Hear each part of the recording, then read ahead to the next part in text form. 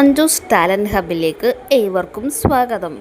ബാല്യകാല സഖി എന്ന പുസ്തകത്തെ ആസ്പദമാക്കി ബഷീർ ദിനത്തിൽ സംസാരിക്കാൻ പറ്റിയൊരു പ്രസംഗം. എല്ലാവർക്കും നമസ്കാരം. മലയാള സാഹിത്യത്തിലെ അതുല്യ പ്രതിഭയായ വൈക്കം മുഹമ്മദ് ബഷീർ ലളിതമായ ഭാഷയിലൂടെയും മനുഷ്യ സ്നേഹത്തിൻ്റെ സന്ദേശങ്ങളിലൂടെയും വായനക്കാരുടെ ഹൃദയം കീഴടക്കിയ എഴുത്തുകാരനാണ്. ബേപ്പൂർ സുൽത്താൻ എന്നറിയപ്പെടുന്ന ബഷീറിൻ്റെ കൃതികൾ ഇന്നും മലയാളികൾക്ക് പ്രിയപ്പെട്ടവയാണ്. സാധാരണ മനുഷ്യരുടെ ജീവിതവും വികാരങ്ങളും വളരെ സ്വാഭാവികമായി അവതരിപ്പിക്കാനുള്ള അദ്ദേഹത്തിൻ്റെ കഴിവ് അദ്ദേഹത്തെ മലയാള സാഹിത്യത്തിലെ മഹാന്മാരിൽ ഒരാളാക്കി മാറ്റി. ബഷീറിൻ്റെ പ്രശസ്തമായ കൃതികളിലൊന്നാണ് ബാല്യകാല സഖി. മജീദും സുഹറയും എന്ന രണ്ട് ബാല്യകാല സുഹൃത്തുക്കളുടെ ഹൃദയസ്പർശിയായ കഥയാണ് ഈ നോവൽ പറയുന്നത്.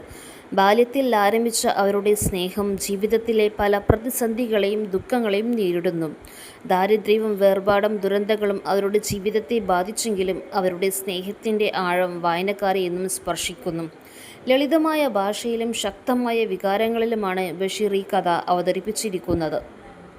അതിനാൽ ബാല്യകാല സഖി ഒരു പ്രണയകഥ മാത്രമല്ല, ജീവിതത്തിൻ്റെ യാഥാർത്ഥ്യങ്ങളും മനുഷ്യബന്ധങ്ങളുടെ മഹത്വവും നമ്മെ പഠിപ്പിക്കുന്ന ഒരു അമൂല്യ കൃതിയാണ്.